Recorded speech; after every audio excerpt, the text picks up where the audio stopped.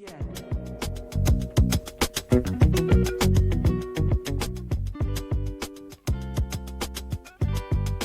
and welcome to the Walt Weekly Podcast. My name is Walter Latham and I'm here with Ernest J. Robinson, better known as Sergeant Robinson.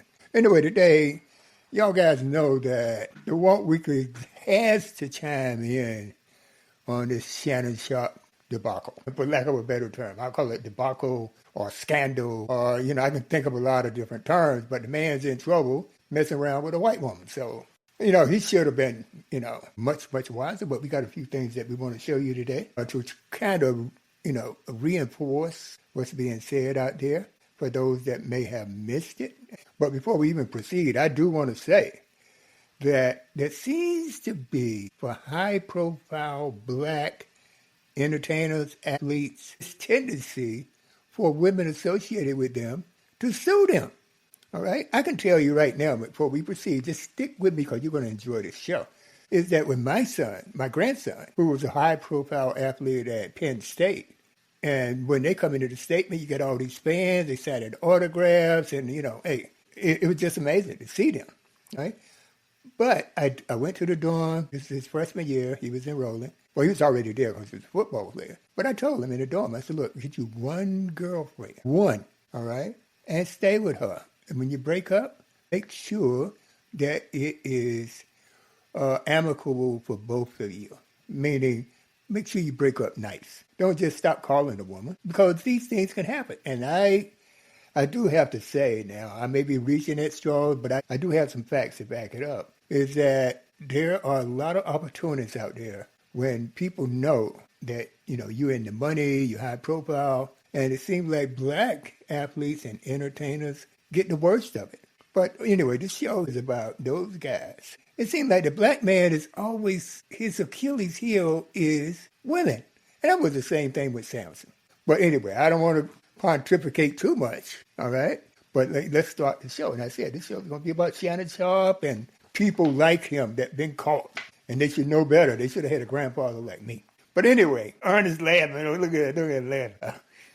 All right, but I'm going to start out with Shannon. Let's start out with Shannon Sharpe. And there's a clear pattern of racial disparity in the context of sexual complaints in athletics. Like black athletes, both male and female, by the way, female, are more likely to face negative outcomes, skepticism, and harsher treatment when involved in sexual complaints. And with that, I just want to turn it over to Ernest. What do you think about Shannon Sharpe, Ernest? I love Shannon Sharpe as a player. Football player. He's an HBCU grad. He's attended HBCU. I do believe he graduated from there as well.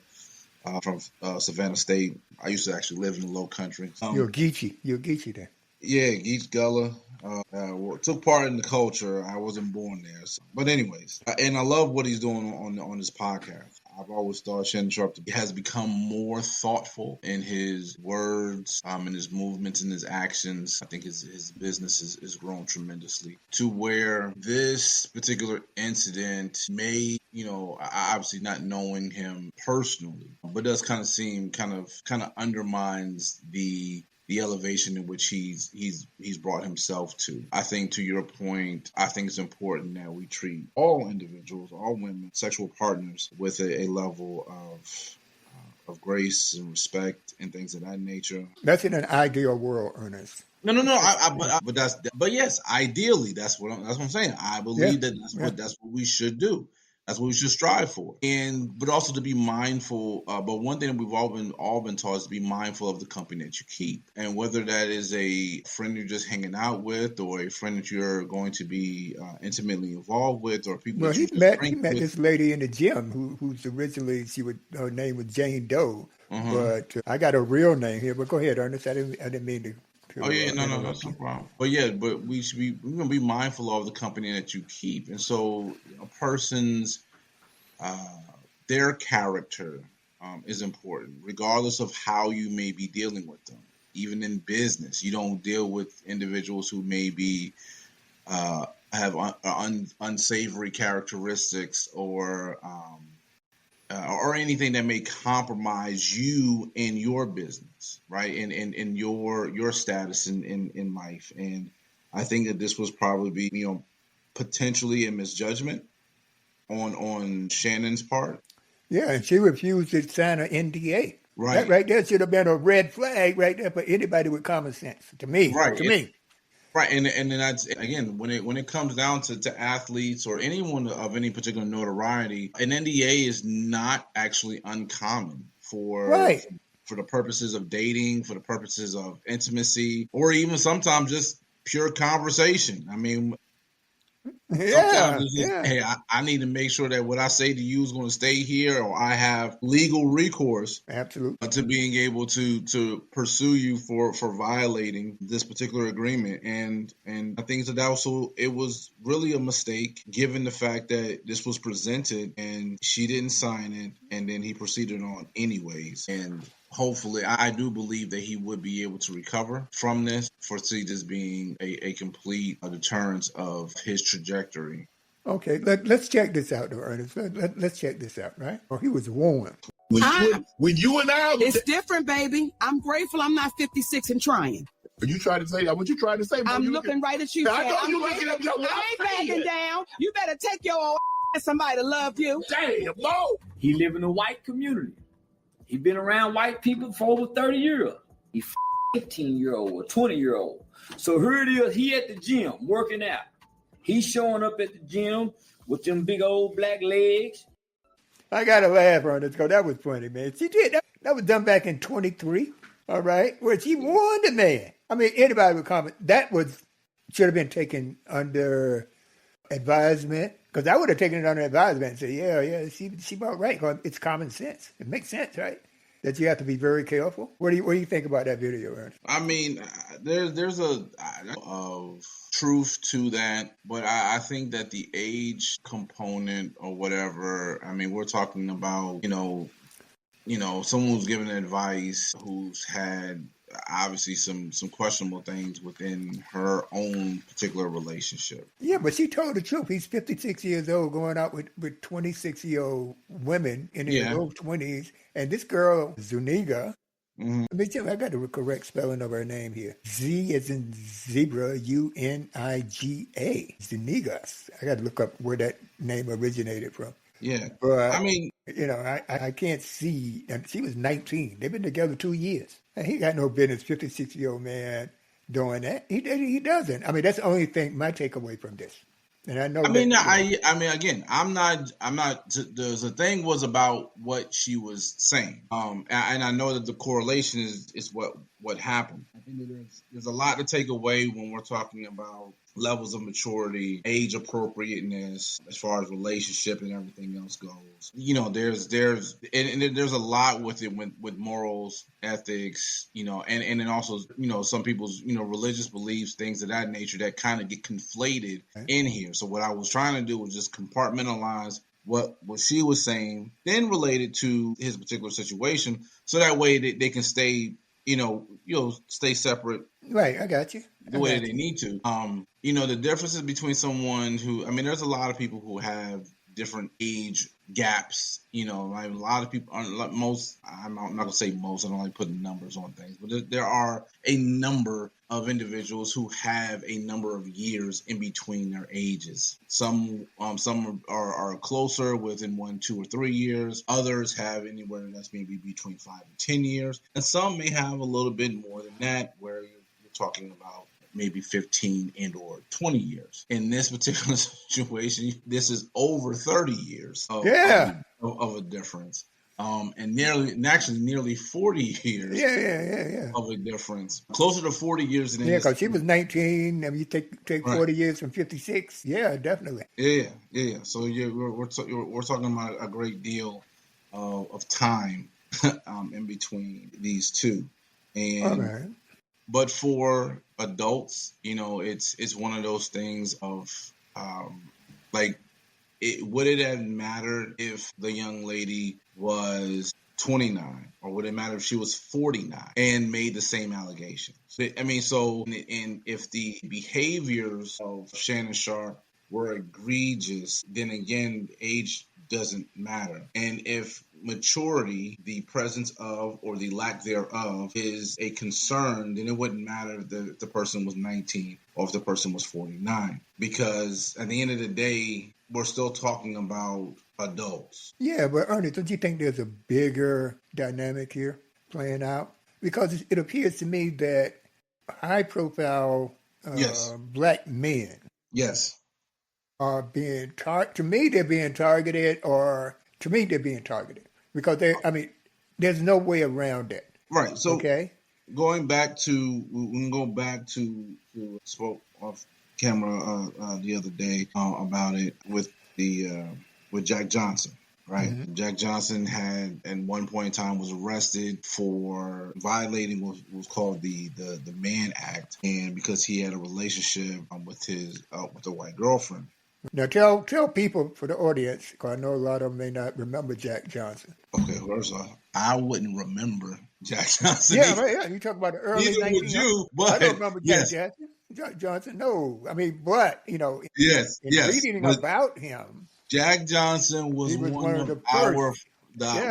he was actually the first black heavyweight champion. Well, just be and fighting. So having a black person, this is talking about the turn of the century. You're talking about just after the 1900s, having a black man enter into a ring and where he would, and facing against white men and beating them, and then being paid for it. And then the cherry on top, no pun intended, which further infuriated a lot of white people, was that he was sleeping with white women. And he was really brave back then to do that because it's against the law. Well, brave is one thing. Brazen, where he had a disregard, I think was more appropriate for his because it was against all types of norms, societal norms, because he's a high profile boxer being seen with this white woman.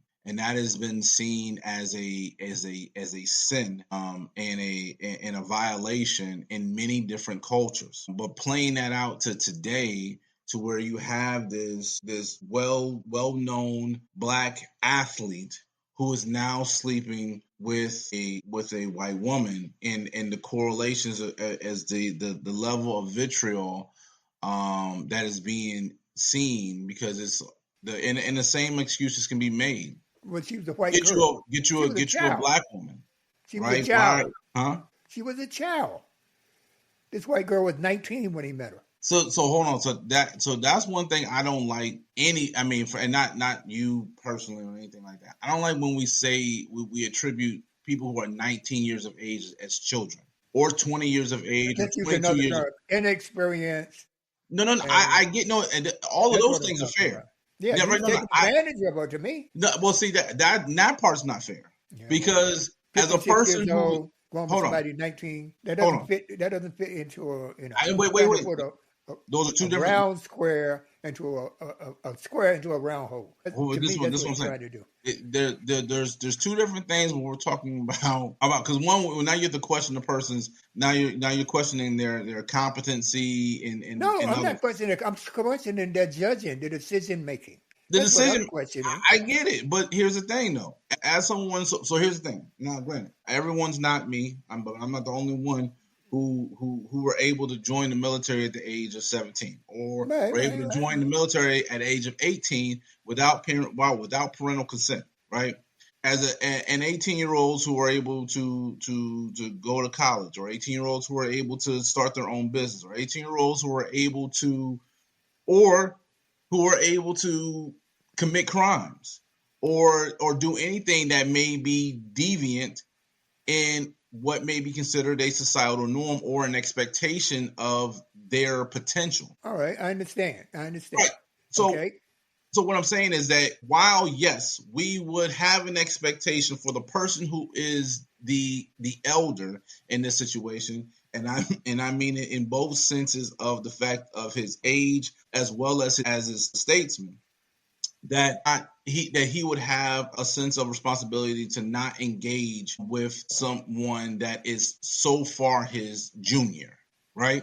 So that part is understandable. But at the same time, there's a personal responsibility that a person who is 19 years of age that they have in their decision making. And so what it would seem is that because when you're unable to make your own decision, that's the reason why we have statute clauses. If you're under the age of 17, under the age of 16, is because you do not have the maturity to being able to make the decision, and therefore taking advantage makes someone else, and it infers that this person is a predator who preyed on someone else's vulnerability. Well, I got married when I was 16 years old, and my mother had to sign for me. Okay. All right? So I'm just saying. And but had you got married at 19, yeah, that wouldn't need it. You wouldn't need any it. approval. 18 and up, you good. You're a grown-ass woman. And that's the point, is that at 19, she's grown. And even if you take issue with their choices and what they've done, you can still sit up there and look at them and say they're a friend. Because Stephen A., he didn't stand with Shannon Sharpe like he stood with Jay-Z. When he heard about Jay-Z, he said, the guy I know, this is not true. When it came to Shannon, he was like, I wasn't there. But date your age. Well, I want to date my wage. It seems to me, as I said earlier in the show, is that, they got a target. Successful black men have a target on their back. All right. Outside of athletics, you can look at the mayor of New York and look what he went through. Mm-hmm. All right. Even though I can't recall his name right now. And I live in New York. Eric Adams? Yeah, Mayor Adams. Yeah. But anyway, Mayor Adams is another guy. He's a high profile person because he's the mayor of the biggest city in the world, New York City. Mm-hmm. And look what they did to him, bringing charges. This is one thing I think, Trump doesn't do anything for free. There has to be, I do for you, you do for me. So He had the guy, the U.S. District Attorney for the Southern District dropped the charges because Trump said, no, I don't, leave him alone. And they did it because he controls it anyway, or they would have been fired. But, he had a godfather in Trump to get off. Otherwise, they would have persecuted him. And he has only done what other people do in a high position, in a political position. Look at Trump. He just got a $400 million plane. So why are you going to mess with Mayor Adams because he's been upgraded on flights and had some dinner? Give me a break. But that's an aside, okay? But let's get back on topic. Yeah. Ernest, tell me about that video we just saw. So I think that Mace's take on the fact of how, Stephen A. did not come to the defense of Shannon Sharpe, and just from a character standpoint, right? Because that in itself is telling. Here's a person who is a co-host on your show, or was a co-host on your show, that you've known for years, when he was a player, and then as an analyst, now podcaster, so forth and so on. And you don't say anything, but that makes sense. Jay-Z has a different type of allure and is in a different status, and he is not a contemporary. Shannon Sharpe is. Shannon Sharpe is an analyst. Shannon Sharpe is also a podcaster whose podcast is bigger than Stephen A's and is raking, has more ratings and things of that nature. So Shannon Sharpe is competition. And so therefore, if Stephen A is able to get rid of his competition, or at least not elevate him or provide cover for him, then to me, it seems it's advantageous for Stephen A to take that type of position. I've wondered about that, whether there was some jealousy on Stephen A's part, because Shannon was in the process of signing a big contract with Disney, $100 million contract. Yep. And now it's on hold. Yep. That always happens. That always happens when someone is getting ready to step into a new threshold. That $100 million contract is going to, I think, or surpass the current contract that Stephen A has. Yeah. So that means, and Stephen A obviously has been an analyst for a number of years prior to Shannon, because again, Shannon was in the league when Stephen A became an analyst for ESPN. So it's taken him 30 years to get to where he's at right now, where it's only taken Shannon 10 or 15 years to get to this particular level, to where he's, in the potential of signing a $100 million contract. And Disney obviously is the parent company of ESPN, so therefore his co-host is now equal and or surpassing him in a less amount of time, along with all the other accolades of being an athlete, being a Hall of Famer, playing in the NFL, have a brother who's now going to be in the Hall of Fame. I mean, it's just it can be too much. So when you're below my level, it's easier to throw a hand out and and help you out, or I'm putting you on to this or whatever the case may be. But the moment that someone starts to equal and or surpass you, that type of real love or genuine care for another person or being is different. And I think that this kind of shows that he didn't have that. Because at the end of the day, I don't believe Shannon Sharpe had done anything that was illegal. Yeah, because she's suing for $50 million. Yeah, he's suing for $50 million because he got a contract for $100. He's suing for $50 million because the one podcast that he had with Cat Williams pulled in almost $10 million. Okay, but suing him for $50 million so that way when the $50 million that's the spaghetti being thrown at the wall. All right. Now, I'm not being negative, all right, with women, but that's like, can you imagine with $50 million? You paid $50 million to have sex with this girl. That's just it. $50 million. He hasn't paid it yet, but that's what I understand. Y'all got to fact check me. Yeah, y'all got to fact check me. Okay, listen. Fact check me. All right.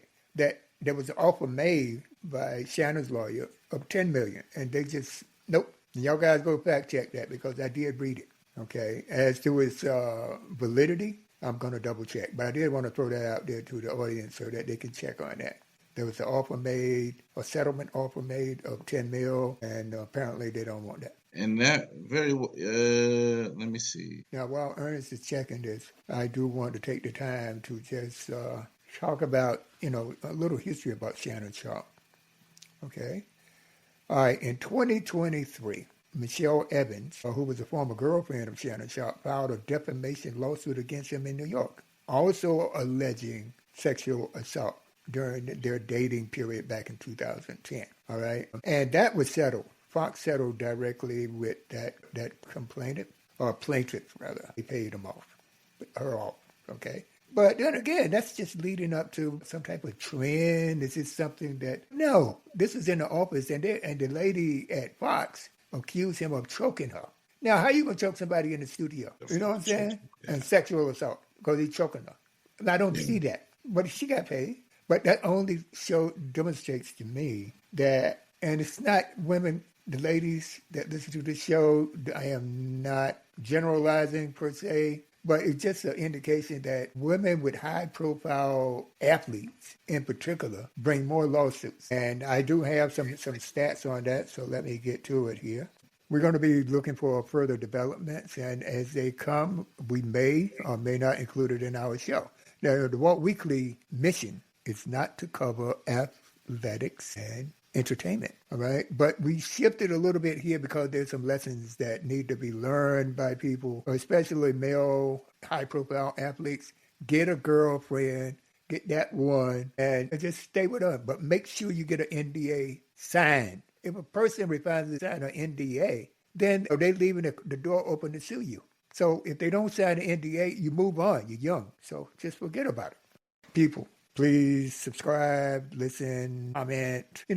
We need y'all guys not to send me messages or a messenger messages and say, oh, great job, I liked it, blah, blah, blah. Put it in the comments, please. We love y'all guys. But you got anything to add, Ernest, before we close the show off? So this, not necessarily just in, but also that's been out there in the last couple of days. Byron Scott, former Lakers player and coach, is accused of sexual assaulting a 15-year-old in 1987. Wow. How old was he in 87, I guess? In 87, he would have been 26 years old. But they're saying that he was in the locker room. He took her shirt off, trying to force her to perform sodomy, which none of it occurred, which didn't occur, but there's more on that. But it's just to kind of emphasize the point where we kind of led into earlier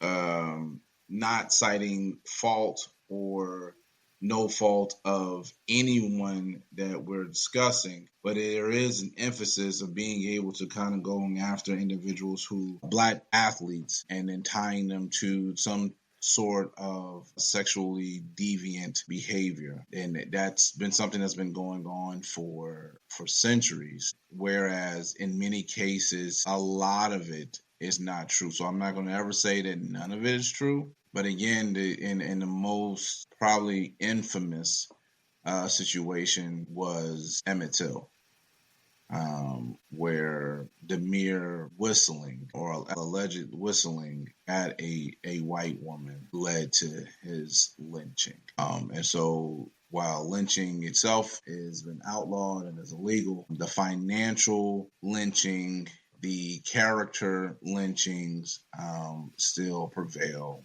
under the same catalyst. I want to say that Shannon Sharpe, where was Shannon Sharpe from? Mississippi. Now, Mississippi, one of the poorest states in the world, in the country. Yeah. They only have them fat girls down there.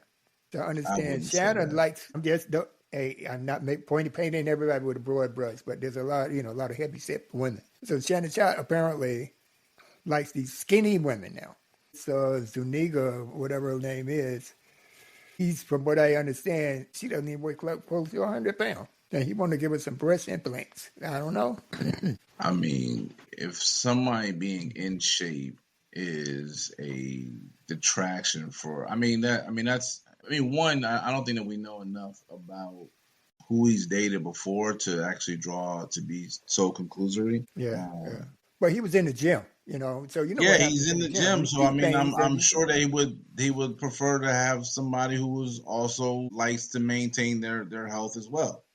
She was the only one? 19? Say that again? 19-year-old girl? I mean, look, when some people are looking at, which is one thing that's interesting about attraction, right? Because when you look at some people, you don't necessarily know how old they are. Now, the thing is that for the most part, you can definitely tell that somebody is young or somebody is mature or elder, but you may not necessarily know how old they are. Now, some people who have youthful features or more mature features, it's difficult in being able to tell. So yes, when he found out, he should have taken action right at that time. But to his again, and my friend, let me get back to I do want to say this one piece about the $10 million. So the $10 million offer was made. Now, part of the reason why the offer was made was because it would have prevented a lot of the details of their relationship from coming out. Yeah, meaning that messages and all that. Messages, yeah. Right, all of that. And so the thing is that when you have a consensual interaction with somebody, regardless of whatever it is that you do, you like, whatever, all of those things are being described, those conversations or whatever the case may be. You don't necessarily want your family to know about those things. You don't want your children to know about those things. You what you do behind closed doors, you want to keep it behind closed doors. That's the reason why you did it behind closed doors. Right. If not, then you would have been some type of pornographic star and you would have released it. So part of that was to being able to conceal that, not necessarily because the individual was guilty of something. It was to preserve their privacy. And in the midst of the fact that I'm generating X number of dollars for my podcast, I got $100 million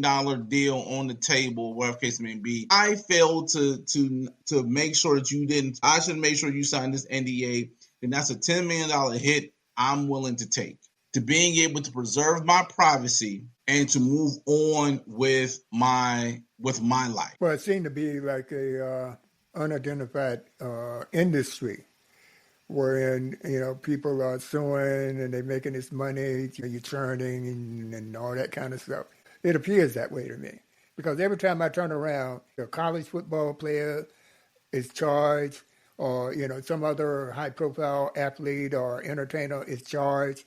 It's like an industry. You can't trust anybody. I mean, I'm not ruling out that certain things didn't happen, but with the frequency that they're coming out on Black, successful athletes and entertainers. Yeah. That's just unusual. It's just unusual. I mean, because everybody's looking for a dollar, I guess, and I'm not going to say that none of this is true, but I have my doubts and I'm skeptical, put it that way. Okay? And I'll leave it at that. All right, people. So please like, share, follow. Drop us an email at thewaltweekly@gmail.com. Okay? You can also find our Facebook page, which we love our Facebook page. All of our material goes to Facebook also, even though we go to all major platforms. And we have our own YouTube channel. But y'all guys look forward to those episodes coming out in the next couple of weeks. But we appreciate your patronage. I mean, your likes, your comments, your follows and subscriptions. We love it. We love it. And don't forget, again, I want to point out our YouTube channel is growing. The Walt Weekly Podcast on YouTube. Check it out. That way you can see Ernest and you can see me and you can see the expressions on my face when he tries to get the best of me. I had to throw that in. You know me, Ernest. You know I'm going to say something, right? At all.